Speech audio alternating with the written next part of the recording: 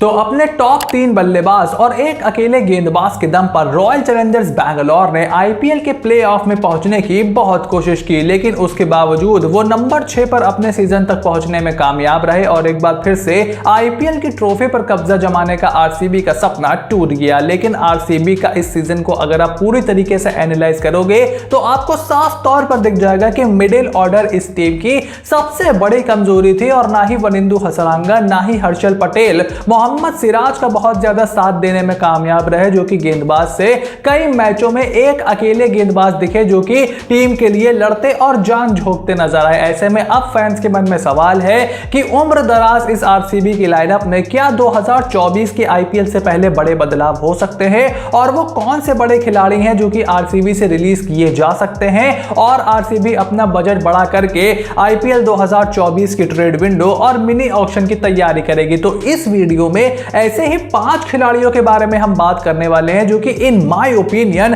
Royal Challengers Bangalore से release हो सकते हैं या उनको रिलीज कर देना चाहिए before the IPL 2024। So I will suggest कि make sure you stick around till the end of this video. Number 1 player जो कि रॉयल चैलेंजर्स बैंगलोर से रिलीज किए जा सकते हैं before the IPL 2024 is Harshal Patel. अब हर्षल पटेल ने पिछले साल अच्छी वापसी जरूर की थी और आखिरी एलिमिनेटर मुकाबले में उन्होंने आरसीबी को अच्छी जीत दिलाई थी, लेकिन उसके बाद इंटरनेशनल करियर उनका पूरी तरीके से ढलान पर चला गया है और लास्ट जो टी20आई सीरीज टीम इंडिया ने खेली थी उसमें हर्षल पटेल की जगह नहीं बनी थी और इस साल आईपीएल 2023 में उनका बहुत ही खराब प्रदर्शन रहा है। अगर आप उनके आंकड़े देखो तो 10 के करीब का इकोनॉमी आपको उनका दिखाई देगा और एक ऐसा डेथ बॉलर जब आप खेलते हो और 10 के इकोनॉमी से आप गेंदबाजी करते हो तो आप अपनी टीम का बहुत ज्यादा काम खराब कर देते हो और आरसीबी उन चुनिंदा टीमों में से एक है जिसको आखिरी के 10 ओवर में बहुत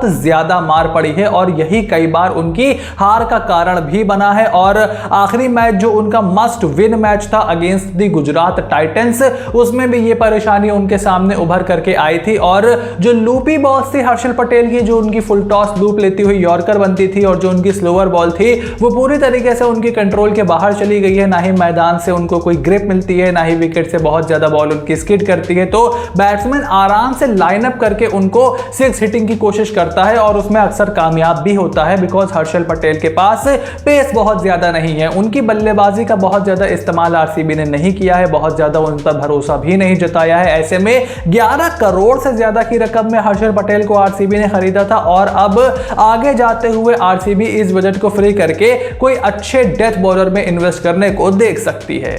सेकेंड प्लेयर जो कि रॉयल चैलेंजर्स बैंगलोर से रिलीज किए जा सकते हैं before the IPL 2024 is Wanindu Hasaranga. अब वनिंदु हसरंगा को 11 करोड़ 75 लाख की रकम में मेगा ऑक्शन में आरसीबी ने अपने स्क्वाड में शामिल किया था और पिछले साल वो सेकेंड हाईएस्ट विकेट टेकर भी थे, लेकिन इस साल कई बार उनको टैक्टिकल रीजंस की वजह से टीम से ड्रॉप भी किया गया और जब भी वो गेंदबाजी करने आए तो उतने ज्यादा असरदार नहीं दिखे और एक बार फिर से एक ऑलराउंड की क्षमता रखने वाले खिलाड़ी की बल्लेबाजी का इस्तेमाल बिल्कुल भी रॉयल चैलेंजर्स बैंगलोर ने नहीं किया, जबकि मेरा ऐसा मानना था कि मिडिल ऑर्डर में कई बार उनको प्रमोट किया जा सकता था और उनकी स्पिन हिटिंग का फायदा उठाया जा सकता था, लेकिन उस तरफ बिल्कुल भी रॉयल चैलेंजर्स बैंगलोर की मैनेजमेंट स्ट्रेटजी बनाती हुई नहीं दिखाई दी है। और एक लेग स्पिनर को आप 12 करोड़ देके अपनी टीम में क्यों रखोगे, वो भी एक ओवरसीज लेग स्पिनर को। हाँ, अगर आप उनकी ऑलराउंड क्षमता का इस्तेमाल करते या फिर वो कोई उस सुनील नारायण जो कि एक जमाने में हुआ करते थे उस तरीके के गेंदबाज होते तो एक बार फिर भी हम सोच सकते थे, बट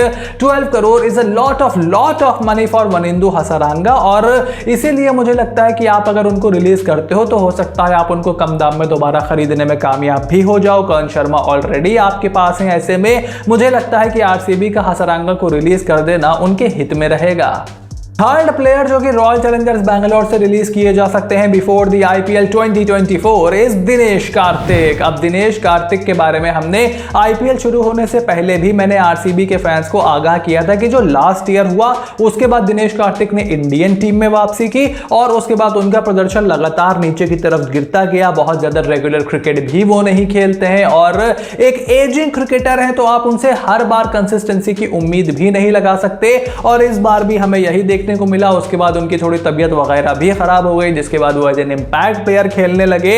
और टेक्निकली आरसीबी सिर्फ 3 बल्लेबाजों के साथ ही खेल रही थी, डीके से कोई बहुत ज्यादा सपोर्ट उनको नहीं मिल रहा था। महज 11-12 का उनका एवरेज था, यानी कि बहुत ज्यादा वो नॉट आउट भी नहीं जा रहे थे, यानी कि अपनी टीम के लिए आखिरी समय तक विकेट पर वो वक्त भी नहीं बिता पा रहे थे। तो काफी ज्यादा परेशानी रही रॉयल चैलेंजर्स बैंगलोर के लिए। और उसके बाद अनुज रावत ने जिस तरीके से ग्लव वर्क दिखाया है और लोअर ऑर्डर में 2-3 मैचों में उन्होंने छक्के भी लगाए हैं, तो अब शायद आरसीबी का समय आ गया है कि वो किसी यंग खिलाड़ी की तरफ इन्वेस्ट करने को देखे, या फिर अगर आप हजारंगा को हटा देते हो तो आप एक इंडियन लेग स्पिनर के साथ जाते हो, तो आप अफोर्ड कर सकते हो एक overseas lower order wicket keeper batsman को। तो आरसीबी उस दिशा में भी देख सकती है, लेकिन मुझे अब लगता है कि दिनेश कार्तिक में इन्वेस्टमेंट का वक्त अब आरसीबी का खत्म हो चुका है। फोर्थ प्लेयर जो कि रॉयल चैलेंजर्स बैंगलोर से रिलीज हो जाएंगे before the IPL 2024 is Wayne Parnell. अब गेंदबाजी के मामले में आरसीबी की किस्मत भी बहुत ज्यादा खराब रही।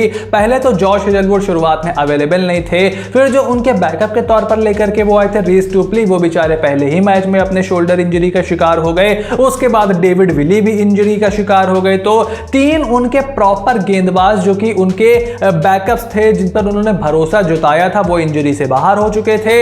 और फिर वेन परनाल को उन्होंने खिलाना शुरू किया। एक आध मैच में अच्छी गेंदबाजी जरूर की, लेकिन एक बार फिर से एक ऑलराउंड क्षमता वाले खिलाड़ी पर बहुत ज्यादा भरोसा आरसीबी ने नहीं दिखाया। कई बार मुझे ऐसा लगा कि उनके लेफ्ट हैंडर होने का फायदा उठाया जा सकता था उनको थोड़ा बहुत प्रमोट करके, लेकिन शायद उनकी बल्लेबाजी उस लेवल पे कॉन्फिडेंस नहीं दे रही थी रॉयल चैलेंजर्स बैंगलोर को। और एक बार जब डेविड विली अगले साल आ जाएंगे तो नए बॉल से एक स्विंग करने वाला गेंदबाज आपके पास होगा ही। इस साल भी डेविड विली ने अच्छी परफॉर्मेंस दी थी, तो मुझे नहीं लगता कि वेन परनाल की आरसीबी को बहुत ज्यादा जरूरत है, और इसीलिए वो आईपीएल 2024 से पहले रिलीज हो जाएंगे।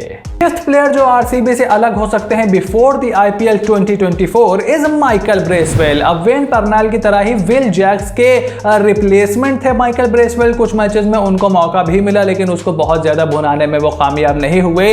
अच्छी इंटरनेशनल फॉर्म के साथ वापस आईपीएल में आए थे, तो थोड़ी बहुत उनके साथ रिसेंसी बायस भी थी। उसके बाद उन्होंने भारत के खिलाफ एक शतक भी जड़ा था, तो उससे भी मैनेजमेंट को लगा होगा कि ये ठीक है, ये बंदा हमारे काम आ सकता है, specially in the lower down the order. But उनका भी बहुत अच्छा प्रदर्शन निकल करके नहीं आया, और फिर वो एक रिप्लेसमेंट प्लेयर थे। विल जैक्स में आप फ्यूचर भी देख सकते हो, बहुत ही ज्यादा टैलेंटेड प्लेयर हैं, ऑलराउंडर हैं। तो वहां पर आरसीबी विल जैक्स को ही रिटेन करने को देखेगी जब वो अगले साल फिट होकर लौटेंगे। ऐसे में माइकल ब्रेसवेल आरसीबी में दिखें, इसके चांसेस बहुत ही कम हैं। इसके अलावा आरसीबी ने इस साल और भी ज्यादा टैक्टिकल ब्लंडर्स किए, जैसे शहबाज अहमद पर उन्होंने बहुत ज्यादा भरोसा नहीं जताया, सुयश प्रभुदेसाई पर उन्होंने बहुत ज्यादा भरोसा नहीं जताया, which was really surprising to see कि आपने उनसे पहले केदार जाधव को खिलाना सही समझा, जिनको आप एज अ रिप्लेसमेंट लेकर के आए थे। और जब वो आए थे तो बहुत ज्यादा क्रिकेट भी पीछे खेल करके नहीं आए थे। ऐसे में केदार जाधव का भी नाम आप उस रिलीज लिस्ट में कंफर्म ही समझो। और होपफुली जब अगले साल रजत पाटीदार आ जाएंगे तो विराट, फाफ और मैक्सवेल के बीच में एक थोड़ा सा कुशन भी मिलेगा। उसके बाद अनुज रावत को आप एज ए कीपर बैक करो, शहबाज को एज एन ऑलराउंडर बैक करो। जब प्लेयर खराब करता है तो उसको ड्रॉप नहीं करते, उसको बैक किया जाता है, जिसने पिछले 2 साल आपके लिए अच्छा प्रदर्शन किया हो। आप तो फौरन ही प्लेयर से पीछे छुड़ाने की कोशिश में दिखाई देते हो। उसके बाद सिद्धार्थ कौल को आप ट्राई कर सकते थे, आप वैशक को ही खिलाते रहे, उनको भी आप खिला करके देख सकते थे अगर आपको लग रहा था कि कहीं गेंदबाजी में थोड़ी बहुत कमी है। एज एन इंपैक्ट प्लेयर ही 2 ओवर डलवा के किसी मैच में आप देख लेते, बट शायद नेट्स में उस तरीके का कॉन्फिडेंस आरसीबी को नहीं था सिद्धार्थ कौल के ऊपर। लेकिन अब आने वाले सीजन में आरसीबी को नई तरीके से अपनी टीम तैयार करनी होगी, और उसके साथ मिडिल ऑर्डर पर थोड़ा सा ज्यादा फोकस करना होगा, जो कि बहुत ही हल्का दिखाई दे रहा है। और उसके साथ डेथ बॉलिंग की तरफ भी अपनी एक आंख रखनी होगी। तो ये थे रॉयल चैलेंजर्स बैंगलोर के top 5 release players in my opinion. अब इनमें से कितने प्लेयर रिलीज होंगे ये देखना बहुत ही इंटरेस्टिंग होगा, बिकॉज तीसरे साल के बाद आपके कॉन्ट्रैक्ट दोबारा से रिन्यू होते हैं। उसके बाद देखना होगा कि मेगा ऑक्शन होगा या आईपीएल में एक नया ड्राफ्टिंग सिस्टम इंट्रोड्यूस किया जाता है। बट आप शायद बहुत ज्यादा चेंजेस होते हुए ना देखो। लेकिन हाँ, अगर मैं अपने ओपिनियन की बात करूं तो मेरे हिसाब से इन 5 खिलाड़ियों की अब आरसीबी की स्क्वाड में जगह नहीं बनती है। तो इस पर आपका जो भी ओपिनियन हो, make sure to write it in the comment section down below, and if you haven't please make sure to click on the subscribe button, click on the notification bell, support my work, ताकि इसी तरीके की analytical videos लगातार आपको देखने को मिलती रहे, ना सिर्फ आईपीएल 2024 या आईपीएल 2023 से रिलेटेड, बल्कि इंटरनेशनल क्रिकेट से रिलेटेड भी काम हम इस चैनल पर करते हैं। बहुत ही जल्दी नए सेगमेंट्स आने वाले हैं, so you have to stay tune for everything that is coming your way, and I will see you soon in the next video.